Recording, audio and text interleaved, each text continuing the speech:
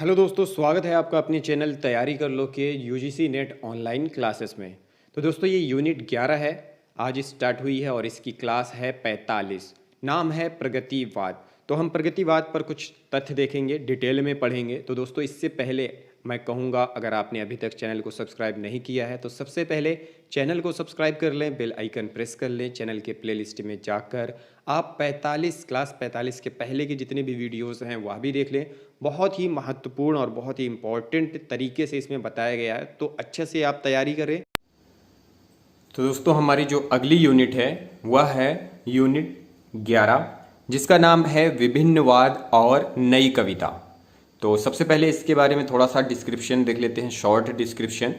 छायावाद के पश्चात हिंदी साहित्य में नई विधाएं देखने को मिली हैं, जिनमें प्रगतिवाद, प्रयोगवाद और नई कविता। तो हमारा जो फोकस होगा इस यूनिट पे वह होगा प्रगतिवाद पर, प्रयोगवाद पर और नई कविता पर। इन काव्यांदोलनों ने अपने पूर्ववर्ती काव्य संस्कारों से संघर्ष करते हुए जन्म लिया है। इन तीनों ही विधाओं में मानव व समाज की वर्तमान स्थिति को दर्शाया गया है। तो चलिए अब देख लेते हैं इस यूनिट में हमें कौन कौन से महत्वपूर्ण टॉपिक्स पढ़ने हैं। तो इस अध्याय पर हम पढ़ने वाले हैं प्रगतिवाद की अवधारणा, प्रगतिवाद काव्य की प्रवृत्तियां, प्रगतिवाद काव्य और उसके प्रमुख कवि। तो ये प्रगतिवाद से हो गया। फिर पढ़ेंगे प्रयोगवाद, नई कविता। फिर नई कविता के अंतर्गत पढ़ेंगे नई कविता की प्रमुख प्रवृत्तियां, नई कविता के प्रमुख कवि, समकालीन कविता, समकालीन कवि एवं उनकी रचनाएं, समकालीन साहित्यिक पत्रकारिता। तो हमारा जो फोकस है प्रगतिवाद, प्रयोगवाद, नई कविता और समकालीन कविता। तो इन ज़्यादा जो टॉपिक हैं, ज़्यादातर प्रश्न इसमें पूछे जाते हैं, तो बहुत ही महत्वपूर्ण ये यूनिट है। तो पूरी यूनिट को गौर से पढ़िएगा और बहुत कुछ इसमें आपको सीखने को मिलेगा। तो चलिए शुरुआत करते हैं पहले टॉपिक के साथ, प्रगतिवाद की अवधारणा। प्रगति का अर्थ है आगे बढ़ना या उन्नति। प्रगतिवाद उन विचारधाराओं एवं आंदोलनों के संदर्भ में प्रयुक्त किया जाता है जो आर्थिक एवं सामाजिक नीतियों में परिवर्तन या सुधार के पक्षधर हैं। प्रगतिवाद का संबंध मार्क्सवादी आंदोलन से है। इस आंदोलन का प्रवर्तन अंतर्राष्ट्रीय स्तर पर पाश्चात्य देशों में हुआ था। 1935 ईस्वी में पेरिस में प्रगतिशील लेखक संघ की स्थापना हुई थी, जिसने साहित्य के माध्यम से समाजवादी विचारों के प्रचार को साहित्यकार का लक्ष्य घोषित किया था। इसकी एक शाखा भारतवर्ष में स्थापित है। तो ये जो है वह आर्थिक और सामाजिक नीतियों में परिवर्तन और सुधार का पक्षधर है। प्रगतिवाद का संबंध किससे है? मार्क्सवादी आंदोलन से। ये 1935 में जो पेरिस में प्रगतिशील लेखक संघ की स्थापना हुई थी। तो यह प्रश्न कई बार पूछा जा चुका है, प्रगतिशील लेखक संघ की स्थापना कब हुई थी? तो यह हुई थी 1935 ईस्वी में पेरिस में, और 1936 में हुई थी भारत में। तो यहाँ से बहुत ही इंपॉर्टेंट प्रश्न बनता है, 1935 ईस्वी में पेरिस में प्रगतिशील लेखक संघ की स्थापना हुई थी। भारत में भी इसकी एक शाखा है। 1936 ईस्वी में लखनऊ में भारतीय प्रगतिशील लेखक संघ का पहला अधिवेशन हुआ था। तो 1936 में लखनऊ में भारतीय प्रगतिशील लेखक संघ का पहला अधिवेशन हुआ था, जिसकी अध्यक्षता मुंशी प्रेमचंद ने की थी। तो मुंशी प्रेमचंद ने अध्यक्षता की थी। और भारतीय प्रगतिशील लेखक संघ की स्थापना कब हुई थी? 1936 में। लेकिन प्रगतिशील लेखक संघ की स्थापना कब हुई थी? 1935 में। तो ये कंफ्यूजन होता है, तो आप ये कंफ्यूजन दूर कर लें कि प्रगतिशील लेखक संघ की स्थापना 1935 में हुई थी और भारतीय प्रगतिशील लेखक संघ की स्थापना 1936 में हुई थी लखनऊ में। मुंशी प्रेमचंद ने भाषण में घोषित किया कि साहित्य केवल मनोरंजन की वस्तु नहीं है, उसका लक्ष्य समाज का हित होना चाहिए। तो ये जो पंक्ति है ये भी परीक्षा में पूछी गई है। मैंने खुद प्रीवियस क्वेश्चन पेपर में इस पंक्ति को देखा है। तो यह पंक्ति है मुंशी प्रेमचंद की। द्वितीय अधिवेशन, भारतीय प्रगतिशील लेखक संघ का द्वितीय अधिवेशन 1938 ईस्वी में डॉक्टर रविंद्रनाथ टैगोर की अध्यक्षता में हुआ। वस्तुतः मुंशी प्रेमचंद व टैगोर दोनों ही प्रगतिशील को एक व्यापक एवं उदात्त रूप में ही ग्रहण किया, जबकि परिवर्तित साहित्यकारों ने इसे मार्क्सवाद की संकीर्ण सीमाओं में अवरुद्ध करके इसे प्रगतिशील से प्रगतिवाद का रूप दे दिया। प्रगतिशील जहां किसी वाद विशेष की सूचक नहीं है, कोई भी विचार जो समाज की प्रगति में सहायक होता है प्रगतिशील कहा जा सकता है, जबकि प्रगतिवाद का अर्थ विशुद्ध मार्क्सवादी विचारों से लिया जाता है। इसलिए प्रगतिवाद की परिभाषा करते हुए कहा गया है कि राजनीति के क्षेत्र में जो मार्क्सवाद है वही साहित्य के क्षेत्र में प्रगतिवाद। इस प्रकार हम कह सकते हैं कि मार्क्सवादी विचारधारा के अनुरूप लिखी गई कविता प्रगतिवादी कविता है। मार्क्सवाद दुनिया के सब मनुष्यों को, चाहे वे किसी भी देश व जाति के हों, दो जातियों या वर्ग मानते हैं, एक शोषक वर्ग और दूसरा शोषित वर्ग। शोषक वर्ग में पूंजीपति, मिल मालिक, जमींदार आते हैं, जबकि शोषित वर्ग के अंतर्गत निर्धन, मजदूर, श्रमिक आते हैं। मार्क्सवाद विचारक समाज में साम्यवादी व्यवस्था स्थापित करना चाहते थे। मार्क्सवादी या प्रगतिवादी साहित्य का लक्ष्य भी साम्यवादी विचारधारा का प्रचार करना तथा शोषित वर्ग को क्रांति के लिए शोषक वर्ग के विरुद्ध उकसाना है। इसलिए प्रगतिवादी कविता भी शोषण का विरोध करती है। प्रगतिवाद का प्रारंभ 1936 ईस्वी में हुआ था। तो ये प्रश्न है, प्रगतिवाद का प्रारंभ कब हुआ था? 1936 ईस्वी में। 1936 से 1943 ईस्वी के बीच के काल की कविता प्रगतिवादी कविता कहलाती है। 1936 से 1943 के बीच की कविता प्रगतिवादी कविता कहलाती है।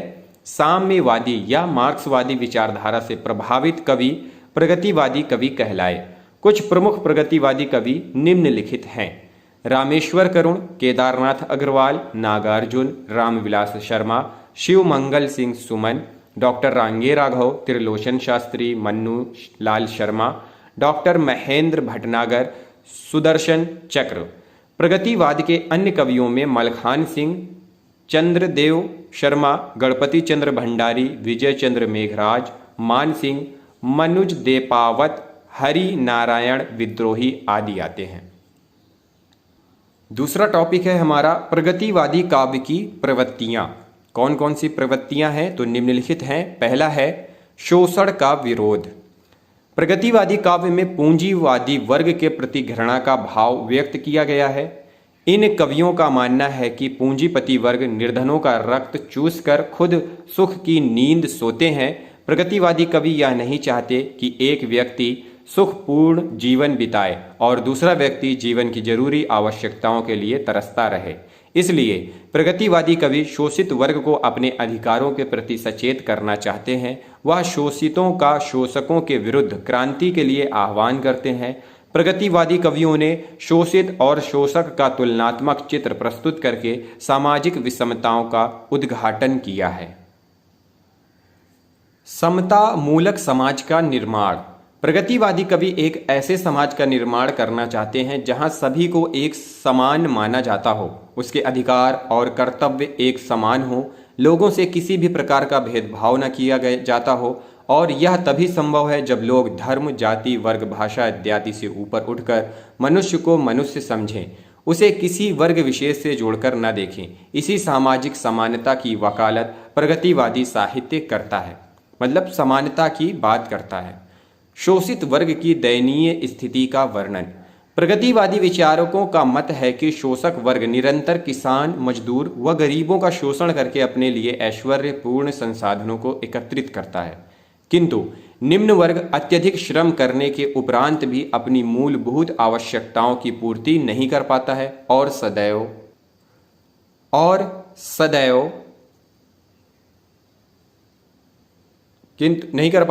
सदैव अभावग्रस्त जीवन जीने के लिए मजबूर रहता है। नारी विषयक दृष्टिकोण।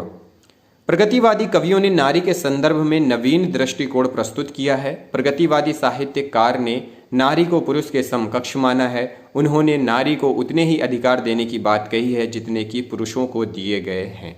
तो इसमें नारी के ऊपर बहुत फोकस किया गया है। नारी को पुरुष के समान ही मान्यता प्राप्त करने के लिए इसमें कहा गया है। शोषित वर्गों की दयनीय स्थिति का भी इसमें बहुत ही घनघोर वर्णन हुआ है, क्योंकि जो अमीर तबका होता है वह श्रमिकों का शोषण करता था ताकि वह अमीर तबका खुशीपूर्वक मतलब सुख चैन से अपना जीवन व्यतीत कर सके, पर इससे इन गरीबों की स्थिति बहुत ही दयनीय हो जाती थी।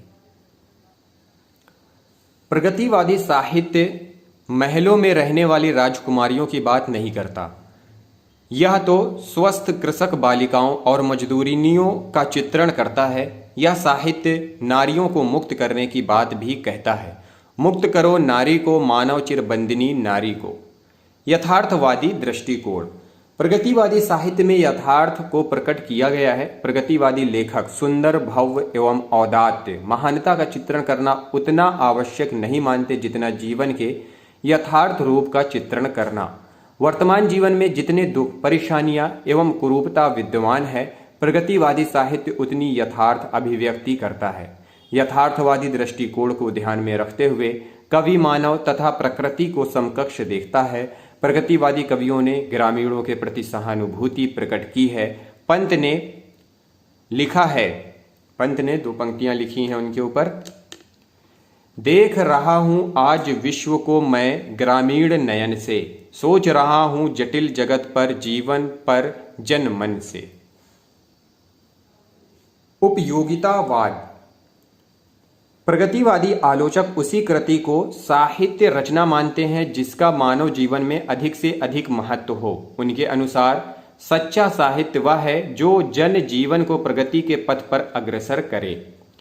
प्रतीक योजना। नवीन दृष्टिकोण की अभिव्यक्ति के लिए प्रगतिवादी कवियों ने नवीन प्रतीकों को अपनाया है। इन कवियों के काव्य में प्रलय, तांडव, मशाल आदि प्रतीक के रूप में प्रयुक्त हुए हैं। कहीं पर इन कवियों ने प्राचीन प्रतीकों को लिया है तो कहीं पर नवीन प्रतीकों को ग्रहण किया है। निराला के काव्य कुकुरमुत्ता में गुलाब के पुष्प को पूंजीपति वर्ग का प्रतीक माना गया है। भाषा शैली। प्रगतिवादी साहित्य का संबंध जनजीवन से होने के कारण इस धारा का साहित्यकार सरल एवं स्वाभाविक भाषा शैली को अपनाने के लिए वह सरल, सुबोध एवं व्यवहारिक भाषा का प्रयोग करता है। वह परंपरागत उपमानों एवं प्रतीकों को त्याग कर नवीन विचारधाराओं को व्यक्त करने के लिए नूतन उपमानों तथा प्रतीकों की योजना करता है। जब उसे शक्ति की तुलना करनी पड़ती है तो वह भीम, हनुमान आदि को न अपनाकर टैंक और बुलडोजर की ओर आकर्षित होता है। प्रगतिवादी कवि परंपरागत और प्राचीन छंदों का बहिष्कार करके नवीन मुक्तक छंदों की ओर बढ़ता है। इस प्रकार प्रगतिवादी साहित्य वैयक्तिकता की नहीं बल्कि सामूहिक चेतना की बात करता है। यह छायावादी कल्पना से बाहर आकर जनजीवन को स्पष्ट करने वाला साहित्य है। अगर यह वीडियो पसंद आई हो तो लाइक करें, शेयर करें, चैनल को सब्सक्राइब करें। कोई सुझाव हो, कोई कमेंट हो, कोई प्रॉब्लम हो तो वो कमेंट बॉक्स में जाकर कमेंट करें। अगली वीडियो में अगले टॉपिक के साथ इस वीडियो को देखने के लिए आप सभी लोगों का बहुत बहुत धन्यवाद।